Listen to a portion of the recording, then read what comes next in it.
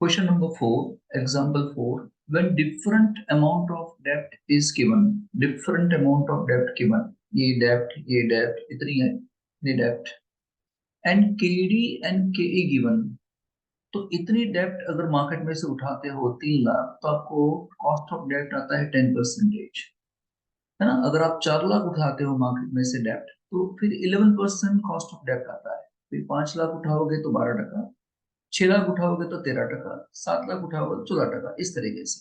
यानी आप जितना डेप्ट इंक्रीज करते जा रहे हो, वैसा ही कॉस्ट ऑफ डेप्ट भी बढ़ रहा है। डेप्ट प्रोवाइड करने वाले बंदे को ऐसा लगता है कि ज्यादा रिस्की काम है आपको पैसे देना, और इसीलिए जैसे वो डेप्ट बढ़ा रहा है, उसका कॉस्ट भी वो बढ़ रहा है। और क्योंकि ये बढ़ रहा है तो कॉस्ट ऑफ इक्विटी भी बढ़ रहा है। तो जो ओनर्स का इन्वेस्टमेंट है, वो भी ऐसा सोचते हैं कि यार बहुत सारे पैसे आपने डेप्ट से उठाए हैं, तो बहुत सारा रिस्क है इंटरेस्ट पेमेंट का, तो ये भी बढ़ा जा रहा है। ठीक है। तो जब ये दिया हो, अलग अलग डेप्ट दे दिया हो, केडी दिया हो, के दिया हो, तो फाइंड क्या करना है हमको? Value of the firm find करना है, and overall cost of capital find करना है। किस तरीके से आएगा? ठीक है, इस तरीके से क्वेश्चन सेट किया है। चलिए, क्या ऑप्शन है हमारे पास? 1 2 3 4 5 ऑप्शन है। पांचों ऑप्शन में डेप्ट की अमाउंट अलग अलग है, केडी की अमाउंट अलग अलग है, और केई की अमाउंट अलग अलग है। तो हम क्या करेंगे, जब सॉल्यूशन बनाएंगे, हम जब सॉल्यूशन तैयार करेंगे, तो ध्यान रखेंगे क्या, ऑप्शन 1 2 3 4 5, है ना, डेप्ट की अमाउंट अलग अलग है। यहाँ 3 लाख रुपए या 4 लाख रुपए, 5 लाख, 6 लाख, 7 लाख। ये जो क्या था सर, ये हमारा था कॉस्ट ऑफ डेप्ट। ये क्या है? कॉस्ट ऑफ डेप्ट। और ये क्या है? Cost of equity. ये cost of equity and cost of डेप्ट है। तो ऐसा हम टॉप में लिख देंगे, है ना, जिससे पता चले कि कौन सा कॉलम किसके लिए बनाया गया है। तो ये 3 लाख डेप्ट के लिए बनाया गया, जहां पे ये 10% था, 12% था। 4 लाख के लिए 10%, 12.5। क्या फाइंड करना है हमको? फाइंड करना है value of the firm and overall cost find करना है। क्या फाइंड करना है sir? What will be the value of the firm. अच्छा, कौन सा कैपिटल स्ट्रक्चर बेस्ड होगा, ये आपको फाइंड करना है। इसके अंदर कौन सा कैपिटल स्ट्रक्चर बेस्ड होगा, तो जहां पे ओवरऑल कॉस्ट ऑफ कैपिटल कम आएगी या वैल्यू ऑफ द फर्म ज्यादा आएगी, वही बेस्ड होगा। चलिए, कैसे फाइंड करते हैं वैल्यू ऑफ द फर्म या कॉस्ट ऑफ कैपिटल? पहले पहले हम क्या ढूंढ लेंगे? ईबीआईटी। ईबीआईटी आपको दिया है कि नहीं दिया है क्वेश्चन के अंदर? Earning before interest and tax आपको दे दिया है।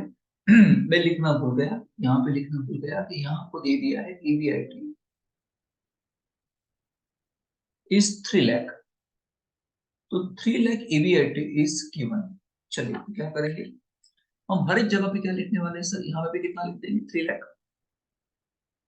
देख लीजिए, जैसे मैं फर्स्ट कॉलम में करूंगा, वैसे आपको सभी कॉलम के लिए करना है। यहाँ 3 लाख, हर एक जगह पे कितना रह जाएगा? 3 lakh. Because EBIT should be same, वो तो सेम ही रखना पड़ेगा, तो ही कंपेयर कर पाओगे। अभी इसमें से हम क्या माइनस कर देने वाले हैं? इंटरेस्ट। इंटरेस्ट माइनस कर देंगे। इंटरेस्ट जो माइनस होगा, वो डिपेंड करता है आपने कितना डेप्ट उठाया है। यहाँ कितना डेप्ट है? 3 लाख। इस पर 10%, तो यहाँ जाएगा 30,000। यहाँ पे 4 लाख, 10%, यहाँ पे आ जाएगा 40,000, एंड सो ऑन। यहाँ पे आ जाएगा 55, यहाँ पे 12 6 72, और यहाँ पे 14 7 98। ठीक है, सब्सट्रैक्ट कर देंगे सर यहाँ से, कितना आ जाएगा? 2,70,000। यहाँ कितना आ जाएगा? 2,60,000, या 245। 72 माइनस करेंगे, 2,18,000,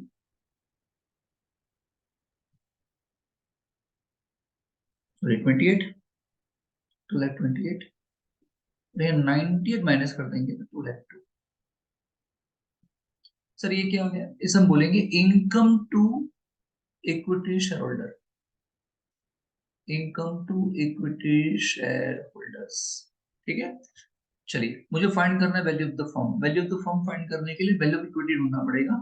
वैल्यू ऑफ इक्विटी मिलता है, जो इनकम अवेलेबल है, जो income to equity shareholders available है, उसको ही डिवाइड कर देना है कॉस्ट ऑफ इक्विटी से। सो ये जो 2,70,000 है, ये 2,70,000, 2,70,000 को ही मुझे डिवाइड कर देना है कॉस्ट ऑफ इक्विटी, जो कितना है 12%, यानी 0.12%। मतलब यहाँ कितने से डिवाइड करूंगा 12.5, मतलब 0.125। यहाँ कितने से डिवाइड करूंगा 0.14। यहाँ कितने से डिवाइड करूंगा 0.15। यहाँ कितने से डिवाइड करूंगा 0.18। समझ रहे हो ना, 12% मतलब 0.12 डिवाइड बाय 100 करेंगे तो 0.12। तो अगर 2,70,000 को, है ना, इसको इसको डिवाइड करूंगा इससे, यानी 2,70,000 को डिवाइड करूंगा 0.12 से, तो इसका आंसर आ जाएगा, ये आ जाने वाला है 22,50,000। ये कितना आ जाएगा 22,50,000। वंस यू डिवाइड 260 बाय 0.125, ये आपको मिल जाएगा 20,80,000।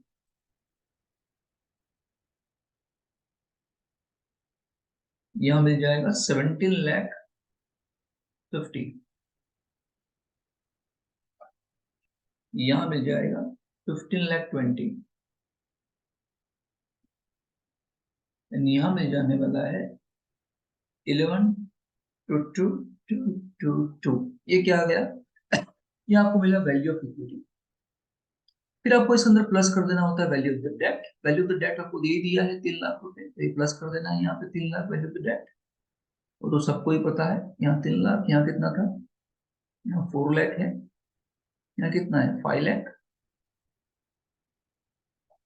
6,00,000। एक एक लाख बढ़ रहा है ऑप्शन के अंदर। इन दोनों में प्लस करूंगा मुझे क्या मिल जाएगा वैल्यू ऑफ द फर्म। तो 2250, ये कितना हो जाएगा 2550। इन दोनों को प्लस कर देना है। ये प्लस करेंगे तो कितना हो जाएगा 24,80,000। यहाँ कितना हो जाएगा 17,5,22,50। कितना हो जाएगा 21,20। कितना 17 प्लस 20। याद रखना, जहां पे भी वैल्यू ऑफ द फर्म ज्यादा आएगा ना सर, अब यहाँ पे वैल्यू ऑफ द फर्म ज्यादा आ रहा है, यहाँ वैल्यू ऑफ द फर्म ज्यादा आ रहा है, तो यहाँ पे जो आपका ओवरऑल कॉस्ट ऑफ कैपिटल है, ये जो ओवरऑल कॉस्ट ऑफ कैपिटल कम हो जाएगा। अगर ये बढ़ेगा ना तो ये कम हो जाने वाला है, जो ढूंढने जा रहे हैं वो कैसे मिलेगा। ये EBIT को डिवाइड कर देना है आपको वैल्यू ऑफ द फर्म से। और EBIT कितना था, ये रहा EBIT 3,00,000, सब में सेम ही है। तो यहाँ 3,00,000 को डिवाइड कर देने वाला हूँ। वैल्यू ऑफ द फर्म जो है कितना 22,50,000, और मैं इनटू 100 करूंगा तो एग्जैक्टली परसेंटेज मिल जाने वाला है, ये आएगा 11.76। In the same way 3,00,000 is divided by 24,80,000। ये 25,00,000 था ना, 25,50,000 इंटू 100, यह मिलने वाला है 12.10।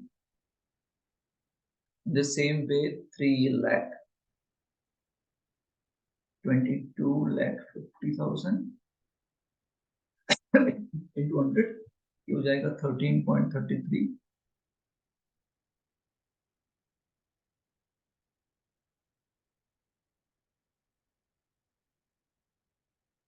ये हो जाने वाला है 14.15, और लास्ट में हो जाने वाला है 16.46। अब गिन लेना, पता चल जाएगा। आप देख सकते हैं कि जहां वैल्यू ऑफ द फर्म ज्यादा आती है, जहां वैल्यू ऑफ द फर्म ज्यादा आती है, वहां पे overall the cost of capital कम हो जाता है।